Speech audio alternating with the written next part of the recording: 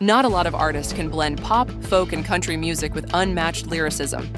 And yet, American singer and songwriter John Denver managed to do all that with ease and more. Yo, let's be real. Some folks sing songs and others live them. John Denver? He wasn't just another guy with a guitar and a soft smile.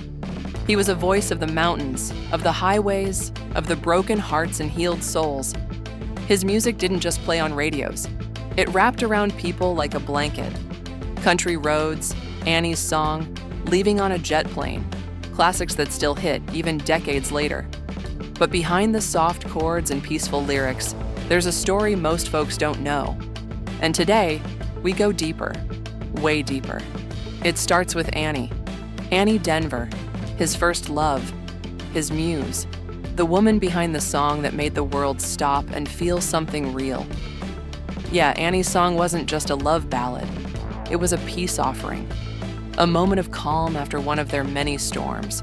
According to Annie, he came back from skiing one afternoon in Aspen, sat down, and the whole thing poured out of him in 10 minutes flat.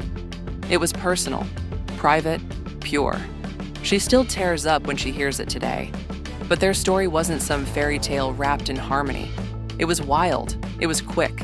They met in college, sparked up, and tied the knot just 9 months later. No filters, no caution, just raw emotion. And for a while, it worked.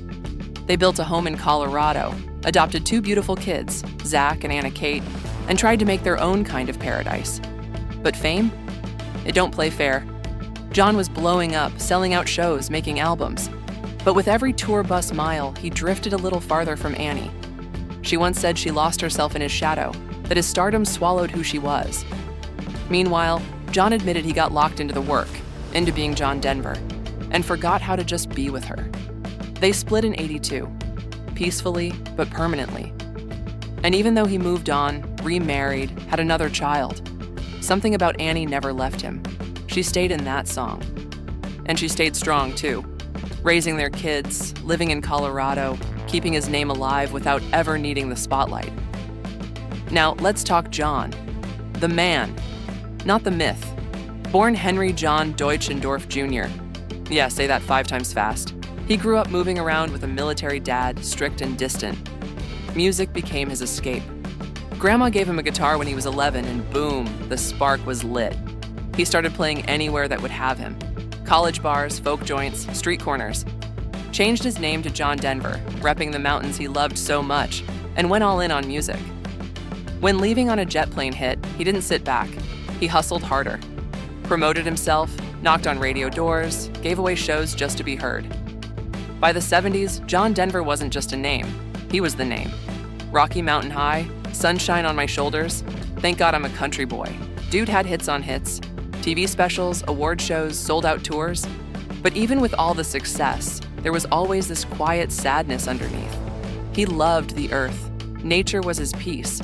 So when the fame wave started to fade, he shifted gears, poured his heart into humanitarian work, environmental causes, raising money for schools, hospitals, and wildlife. He gave back in big ways that most people never saw. But fame takes its toll. After his second divorce, from actress Cassandra Delaney, the cracks started to show.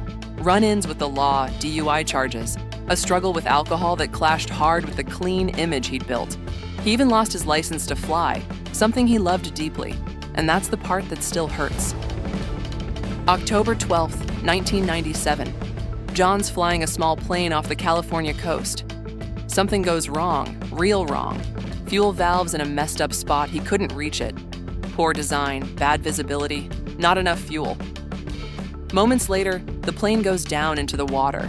He never made it out. He was just 53. It wasn't drugs, wasn't sabotage. It was bad engineering and a man who trusted the sky more than the ground. And even now, his voice keeps echoing.